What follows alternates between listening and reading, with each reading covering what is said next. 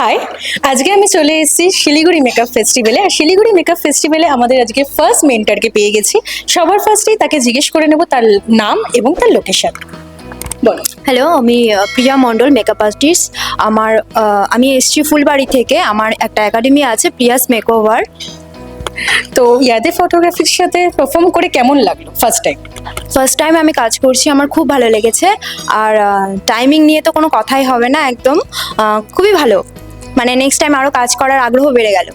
তাই তো next Kolkata makeup ফেস্টিভ্যালে দেখতে পাবো তো তোমাকে? হ্যাঁ হ্যাঁ, পাওয়া যাবে। আচ্ছা, তো ম্যানেজমেন্ট সম্পর্কে কি বলবে ইয়াদে ফটোগ্রাফিক্সে? ম্যানেজমেন্ট খুবই ভালো। আমি ফার্স্ট টাইম কাজ করলাম, কিন্তু আমার মনে হয়নি যে এটা আমার ফার্স্ট টাইম। মানে এতটা গাইড করেছে সবাই খুব ভালো। স্টুডেন্টরা কেমন ছিল, মানে সবাই কিরকম অ্যাক্টিভ ছিল?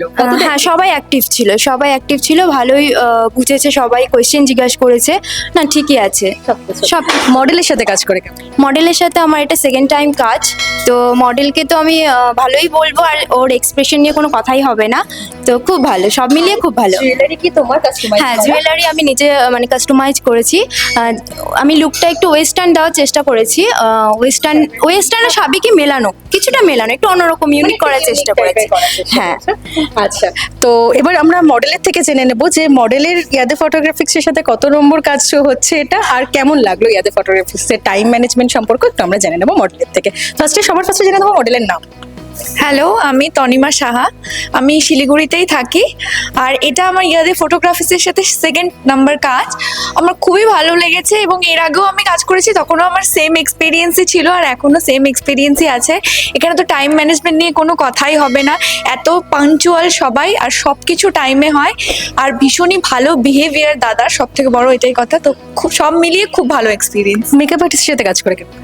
মেকআপ আর্টিস্ট দিদির সাথে, প্রিয়াদির সাথে এটা আমার সেকেন্ড কাজ। এর আগেও খুব ভালো লেগেছিল, আর এখনো খুব ভালো লাগলো।